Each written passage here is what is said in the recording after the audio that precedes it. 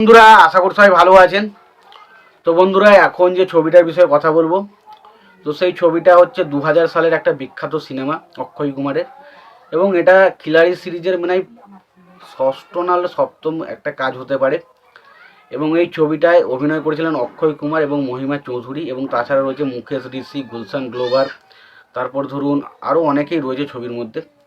তো সেই ছবিটাকে নিয়ে এখন কথা বলবো, যেটার নাম হচ্ছে খিলাড়ি 420। তো এই ছবিটা কিন্তু বক্স অফিস থেকে ভালো রকম টাকা আয় করেছিল। ছবিটা বক্স অফিস থেকে প্রায় 102 মিলিয়নের মতো টাকা ইনকাম করেছিল। 102 মিলিয়নকে যদি আমি এবার গুণ বা কাটা এসব করি, তাহলে মিনিমাম টু মিনিমাম যে কালেকশনটা দাঁড়ায় সেটা হচ্ছে 80, মোটামুটি ধরে রাখুন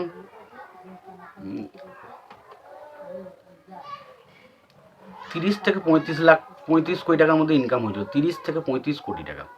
তো 30 থেকে 35 কোটি টাকা ছবিটা ওভারঅল কালেকশন করেছিল। ছবিটা বক্স অফিসে কিন্তু সুপার ডুপার হিট হয়েছিল। এবং এই ছবির কনসেপ্ট কিন্তু বেশ ভালো। এবং এই ছবির কনসেপ্টটা কিছুটা টুইস্ট অ্যান্ড টানে ভরা। আপনি বুঝতে পারবেন না অ্যাকচুয়ালি কে ভিলেন, কে কেন কে কাজ করছে। এবং মানে আপনি একটা বেশ হতাশার মধ্যে থাকবেন যখন সিনেমাটা আপনি দেখবেন। তখন কোথাও না কোথাও আমি বুঝতে পারেন এটা কী হচ্ছে, এবার কোন জায়গা থেকে কী হতে চলছে, কে ভিলেন। আপনি যাকে প্রেডিক্ট করবেন দেখবেন সে হচ্ছে না, এরকম টাইপের একটা ছবি। খুবই ভালো একটা ইন্টারেস্টিং ছবি, যেটা হচ্ছে খিলাড়ি 420। তো খুবই ভালো একটা সিনেমা। তো সেই সিনেমাটার যদি আমি প্রথমত পরিচালককে নিয়ে কথা বলি, ছবিটার পরিচালক হচ্ছে নীরজ ভোরা। ছবিটার গল্প লিখেছিলেন উত্তম গাদা। ছবিটার চিত্রনাট্যের কাজ করেছেন কেশু রামসিং। ছবিটার সিনেমা ফটোগ্রাফির কাজ করেছেন মনু গুপ্তা। ছবিটার সঙ্গীতের কাজ করেছেন সঞ্জীব দর্শন। ছবিটার রান টাইম হচ্ছে 168 মিনিট মতো। তো এই ছিল মোটামুটি এই বিষয়টা নিয়ে আপডেট। এবার আসি সিনেমাটার গল্পটা কেমন। তো গল্পটা হচ্ছে আমরা দেখতে পাই যে মানে এখানে অক্ষয় কুমারের ডবল রোল রয়েছে। তার মধ্যে প্রথম যে অক্ষয় কুমার, যেটার নাম হচ্ছে দেবরাজ। তো দেবরাজ তিনি কিন্তু মহিমা চৌধুরীর যে বাবা, তার অফিসে কাজ করে। এবং তার বাবা তাকে অফিসে ম্যানেজারের দায়িত্ব দেয়। এবং দেখা যায় সে কিন্তু কাজে বিশাল পটু। তার দক্ষতার সঙ্গে সে কিন্তু কাজটাকে দারুণভাবে পূরণ করছে। এবং সেই জিনিসটা দেখে তার বাবাও মুগ্ধ হয়ে যায় এবং ঠিক করে যে তার মেয়ে মহিমার সাথে তাকে বিয়ে দেবে, এবং বিয়েও দিয়ে দেয়।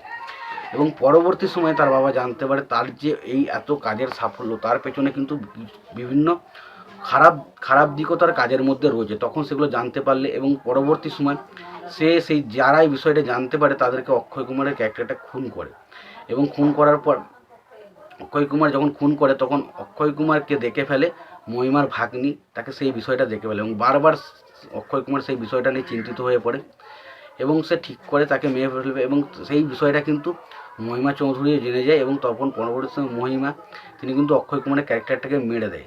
এবং মারার পরই সে হঠাৎ করে যখন মেরে তাকে সব কিছু কবর ফবর দিয়ে আসে, হঠাৎ করে দেখে যে সেই অক্ষয় কুমারই তার সামনে এসে হাজির। এবং তখন পরবর্তী সময় অনেক কিছু করার পর সে জানতে পারে যে আসলে সেটা অক্ষয় কুমার নয়, অক্ষয় কুমারের যমজ ভাই, যেটা নাম হচ্ছে আনন্দ। তো এই আনন্দ এবার আসে যখন, তখন সে কিছুটা বুঝতে পারে যে সেখানে কিছু না কিছু একটা হয়েছে এবং কিছু একটা হয়েছিল। এবং সে সেই বিষয়টা নিয়ে তদন্ত করতে শুরু করে এবং শেষ পর্যন্ত আসল খুনি কে, এবং এই যে একে অপরের বিষয়ে সবাই ফেঁসে যাচ্ছে, এই জিনিসটা কেন ঘটছে, এর পেছনে আসল কালপিটটা কে ছিল। তো সেই সমস্ত বিষয় নিয়ে জানতে গেলে জানতে হবে সিনেমাটা, যেটার নাম হচ্ছে খিলাড়ি 420। খুবই ইন্টারেস্টিং একটা সিনেমা। সিনেমার মধ্যে গান রয়েছে প্রায় 6টা-7টার মতো, কিন্তু কোনো গানই আমাকে সেইভাবে ইমপ্রেস করতে পারেনি। ছবির অ্যাকশন সিনগুলো বেশ ভালো। ছবিতে মহিমার সাথে অক্ষয় কুমারের কেমিস্ট্রি যথেষ্ট ভালো। পাশাপাশি গুলশান গ্লোভার বা মুকেশ ঋষি প্রত্যেকের কাজ কিন্তু ওভারঅল সিনেমাতে বেশ ভালো ছিল।